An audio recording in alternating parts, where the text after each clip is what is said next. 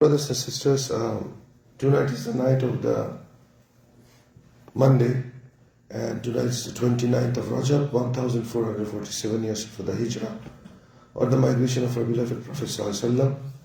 And usually on Monday night, we decided to maybe benefit from one of the du'as of the Prophet ﷺ. As we mentioned before, that inshallah we are going to talk about the hadith of Abdullah ibn Abbas radiallahu anhu. And this is another dua that Abdullah ibn Abbas collected from the Prophet ﷺ. However, it is not sure whether he himself witnessed it, as the Prophet saying, because the hadith comes in a general description. Like, Anna Rasulullah ﷺ kana yaqul idha qama ila salati min jawfil layl. The Messenger ﷺ, he used to say when he would stand up for the prayer, at the mid of the night. This is for the Salat al-Tahajjud. So we know from the other hadith that we learned the dua, Allahumma ja'alni fi qalbi nura wa fi lisani nura. That dua, Abdullah ibn Abbas, he heard from the Prophet ﷺ directly from the house of Maimuna, his khala radiallahu anha, right? So this clear proof that he directly heard this. As for this hadith, he doesn't clearly say, or he doesn't say that he heard the Prophet ﷺ say it. So it is possible that he heard it and he reported it in a general form. It's possible. Also it is possible that he heard it from other companions. But if he had heard from other companions, why doesn't he say that I heard from so and so who heard from so and so? This is because as Sahabat al-Kiram, they are not required necessarily to report from which other Sahabi they collected the information.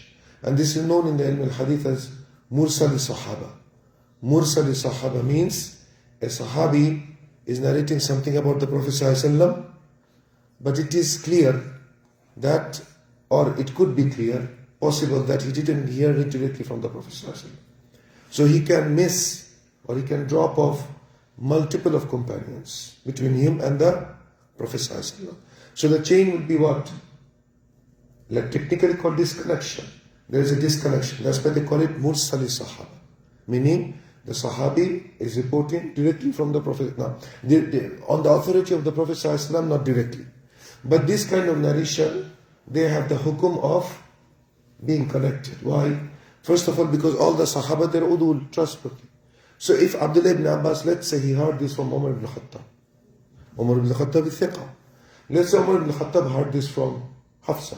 Let's just say Hafsa is thiqa, radiallahu anha. Okay.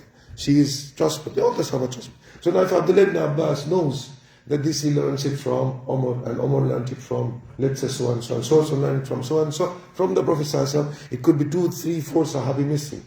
But it doesn't matter if he drops all of them, because all of them are udul. And also we have to understand that as Sahabat al-Kiram, if they say something about the Prophet ﷺ, it is that they are 100% sure about it. They are 100% sure that this can be attributed to the Prophet ﷺ. Otherwise they will not attribute something like this to the Prophet ﷺ. So this hadith in Bukhari and Muslim and other books of narrations comes, and it comes with different wordings. So if you go to Sahih Bukhari, you will find that the wordings are a little bit different from this narration to that narration. Similarly from other reports from other books. So I collected this dua only from Bukhari and Muslim, and there are some wordings which we need to verify. That's why I didn't put them here. So the dua that he reported, the Prophet ﷺ used to say, Allahumma lakal hamd, O Allah, all praise be to you. Anta nuru samawati wal ard. You are the nur, the light of the heavens and the earth. وَمَنْ فِيهِنَّ وَلَكَ الْحَمْدُ. And what is in between them? Or whoever the inhabitants of the heavens and the earth are, and all praise be to you. So the ulama, they said Nuru Samawat means, could be different meaning. They said one of the meaning is the one who enlightens the heavens and the earth. The one who enlightens and guides the inhabitants of the heavens and the earth. Okay. Also some of the ulama, they said Fulan Munawwar means, so and so is Munawwar means he is away from all imperfection. So here maybe the Prophet is saying, Allah, you are the Nur. Here talking about you are away from all imperfection. These are the different meanings ulama they explain. أنت قيم السماوات والأرض ومن فيهن ولك الحمد. Qayyim, or another report, he said Qayyam. Qayyam. And also we know, what is Allah's name? Qayyum. This is the name of Allah. Allahu la ilaha illa huwa al-hayyul qayyum. But Qayyim and Qayyam and Qayyum, although they are same meaning, but Qayyim and Qayyam are not the names of Allah. The name of Allah is Al-Qayyum. But here, Qayyimu or Qayyamu means the one who takes care of the affairs, who is in charge of the affairs of the heavens and the earth and those who are in between them or in them, and all praise be to Him.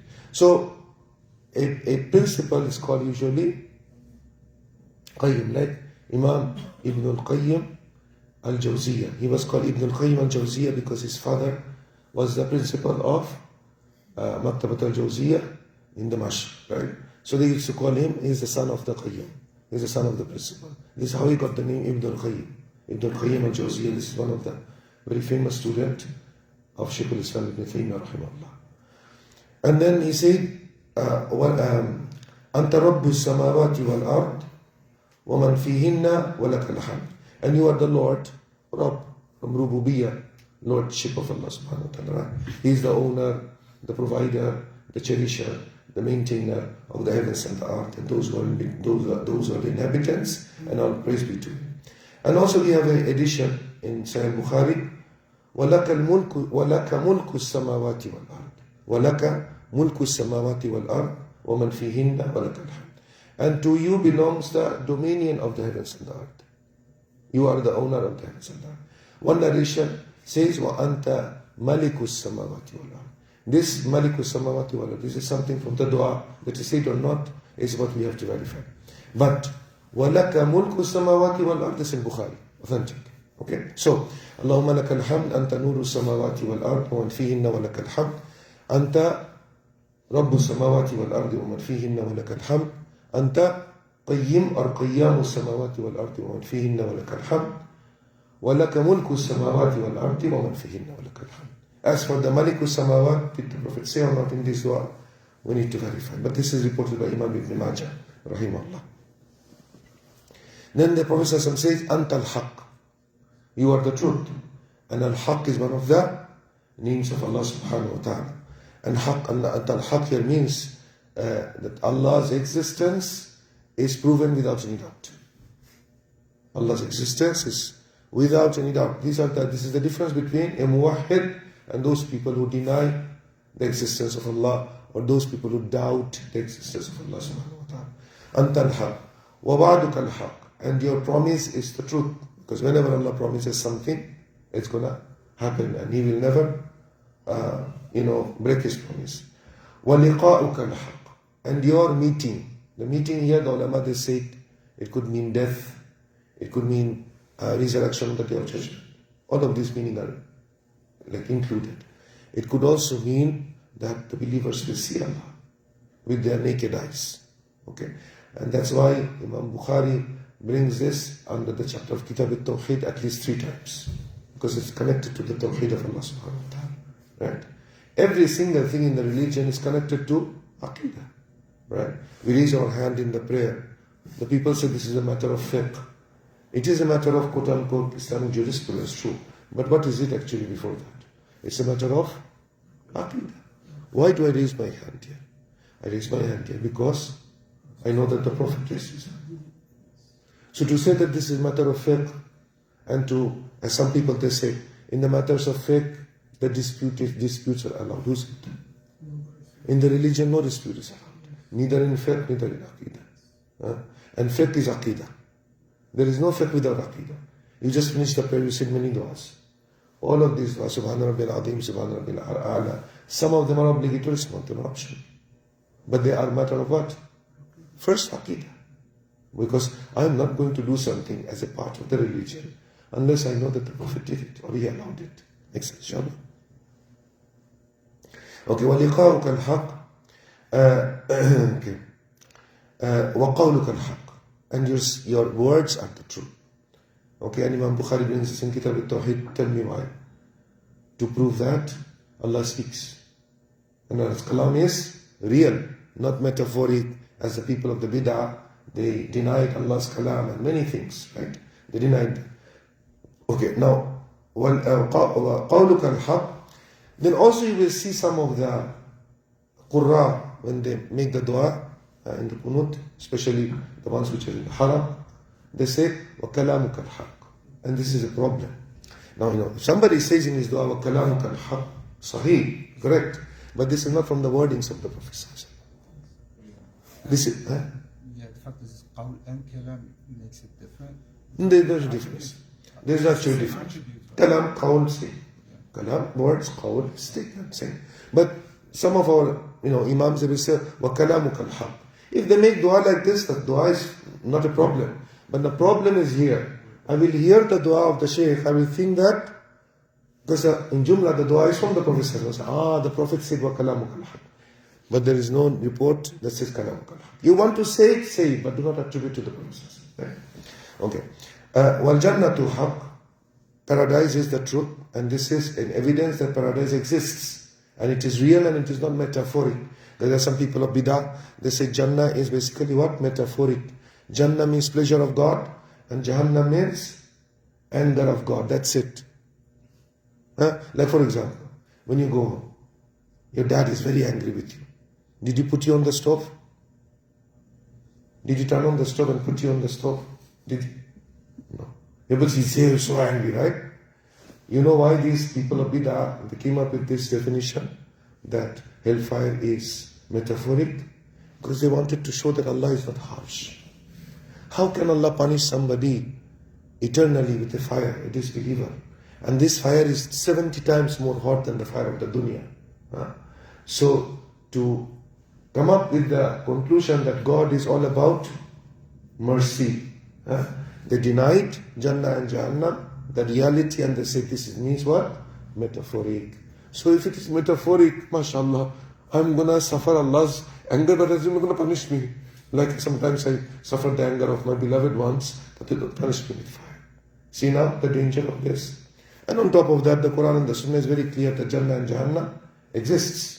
And they are real, and they are created, they exist now. Ayn al-yaqeen will be when people go there, exactly. Wal jannatu haqq, the Jannah is the truth, wan naru haqq. See? So now he explains, and it is as if that the Prophet knows, as if I'm saying, what is going to happen in the future. So he's teaching the ummah, the dua and the aqidah. Because this is from who? Allah knows that these people will exist. So it's a simple dua that can correct our faith, if you understand it properly. وَالنَّبِيُّونَ حَقٌّ. And the messengers are upon the truth. They are truth, meaning they are not mythical figures. They are not mythical figures that people are trying to make them look better. They are real. وَمُحَمَّدٌ صَلَّى اللَّهُ عَلَيْهِ وَسَلَّمَ حَقٌّ. And Muhammad ﷺ is the truth. And this is what's called khas ba'd al-am. The Prophet ﷺ is truth. Also the messenger, prophets are truth. If you say prophets are truth, Prophet Muhammad is also the truth. But he specifically mentions, وَمُحَمَّدٌ صَلَّى اللَّهُ عَلَيْهِ وَسَلَّمَ وَالسَّاعَةُ حَقٌّ. And the last hour is the truth. Then he turns to Allah with complete submission. Allahumma laka aslamtu. Oh Allah, I have submitted to you from Islam. وَبِكَ آمَنْتُ. And in you, I believe. This is the iman. Right? وَعَلَيْكَ تَوَكَّلْتُ. And upon you, I depend. So there are people who say that I depend on Allah and they don't work. So they say Allah will provide me. You say no. This is not the full definition of tawakkul. Tawakkul is to depend on Allah but also to take the sabab. Exactly. That's why Allah mentioned those verses, very beautiful. وَهُزِّي إِلَيْكِ بِجِذِعِ النَّخْلَةِ. A woman who just gave birth, Allah can order the date tree to shed the dates, this will fall on her. But Allah says, no, you shake the date palm tree. You take the sabab. And there are other extreme, they take all the sabab and they have no tawakkul. Or they think that I did it. And that's why so many people, when they do their good deeds, they are so arrogant about it.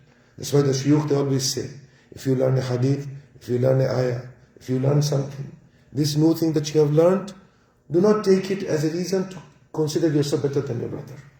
Because this is when the kibr will start entering your heart. Right? So it's something continuously we have to ask Allah. Because everybody is prone to this disease, kibr, arrogance. I know better than him. Who is he? What does he know? So once you keep on learning and having this attitude, you figure out that there's something going wrong. You're earning the good knowledge, but it is not purifying. You ask Allah for purification. Don't stop learning. Don't stop learning. Don't blame the knowledge for that. Knowledge has nothing to do with this. It's your kibr, it's your arrogance. You have to fix, fine-tune something else, and you keep on learning and asking Allah for sincerity. Okay. وَإِلَيْكَ أَنَبْتُ, and to you I turn back. Tawbah and inaba is same thing. I come back to you to worship. I come back to you in repentance. Okay. وَبِكَ خَصَمْتُ, and with your hujjah, with your evidence, I dispute. If I dispute somebody, I only dispute with what you taught me. If I do not have anything, I don't enter the dispute. And this is something very important for us to learn. Right? Sometimes we dispute about matter and we do not know anything about the matter except the hukum of it. For example, let's say that you consulted the book of Shaykh Albani, rahimahullah. Right? Shaykh Albani is a huge scholar. He gives you pages after pages after pages after pages after pages after pages after pages of dalil. And then he says at the end, based upon all of this, it is to me, I believe the hadith is Hasan. Now, alhamdulillah, you are consulting a person of huge knowledge, right? So you grab the conclusion, Hasan hadith. Right? Then you hear a shaykh, he's saying hadith is da'if. Say, how can you say hadith is da'if? Hadith is Hasan. Achha. And that is a shaykh, and you are what? What did you do actually? You just went and picked a small portion of the hukum of the shaykh. This hukum of the shaykh can be correct. This hukum of the shaykh can be correct.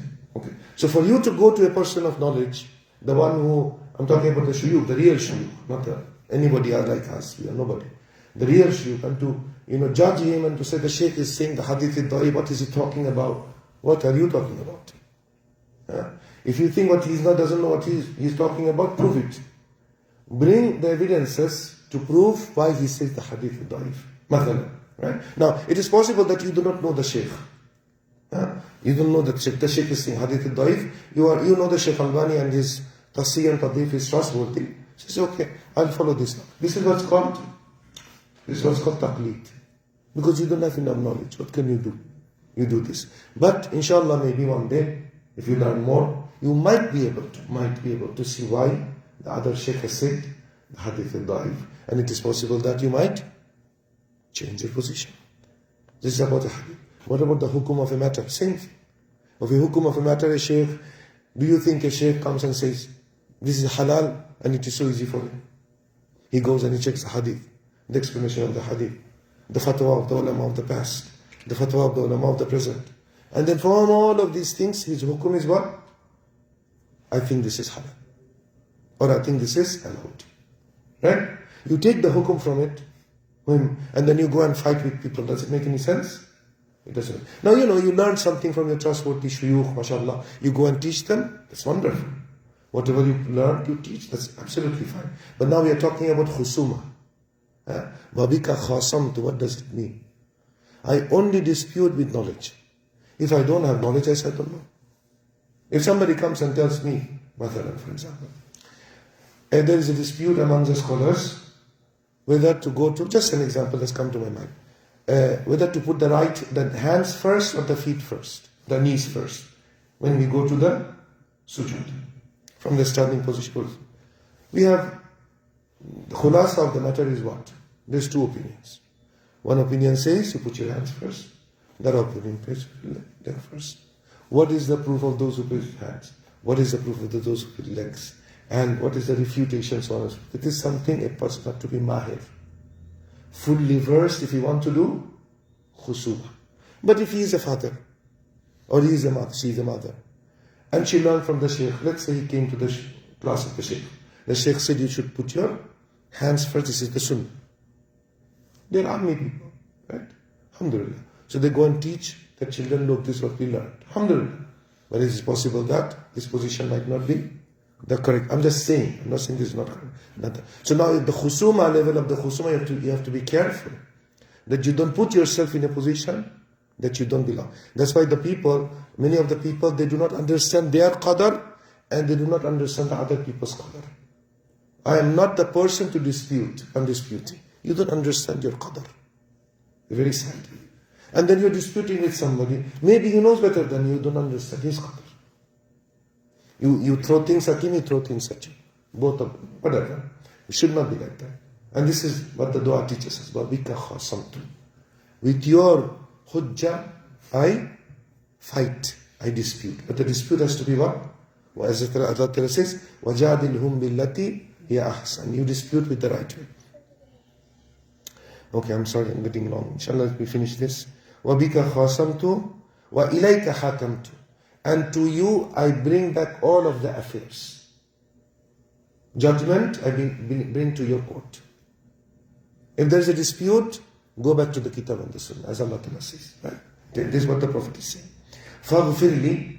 Forgive me. مَا قَدَّمْتُ وَمَا أَخَّرْتُ. What I have done in the past and what is going to be done in the future. It's one of the meaning they say. وَمَا أَسْرَرْتُ. What I have hidden. وَمَا أَعْلَنْتُ. What I have done openly. Okay? أَنْتَ الْمُقَدِّمُ وَأَنْتَ الْمُؤَخِّرُ. You are the one who facilitates things forward and you are the one who holds back the things. Allah facilitates people to be righteous. And Allah holds back some people to be not giving them hidayah. His decision. Muqaddam, muakhar. This is one of the meaning the ulama say. Yes. وَمَا أَنْتَ أَعْلَمُ بِهِ مِنِّي. And you know better than me. Meaning all my sins, you know better than me. I don't even know. Because sometimes we do things, we are sinning, we don't even know it is a sin. Right? La ilaha illa ant. There is no one worthy of worship except you. Another narration. Anta ilahi. You are my Lord. La ilaha li ghayruk. There is no God for me except you. This is the.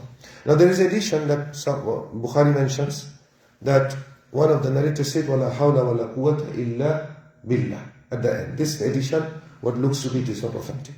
From the dua of the Prophet ﷺ reported by Abdullah ibn Abbas, it's a specific, description. This dua we can say it in any istiftah. For tahajjud prayer, also for any obligatory prayer, nawafil prayer, inshallah. We know the other dua, subhanakallahumma bihamdik, Allahumma ba'id bayni wa bayna khatayaya. We learned that hadith. This is the asahid dua for dua al-istiftah. Abu Hurairah. Subhanakallahumma bihamdik, ashhadu an la ilaha illa anta astaghfiruka wa atubu ilaik. Jazakumullah khair.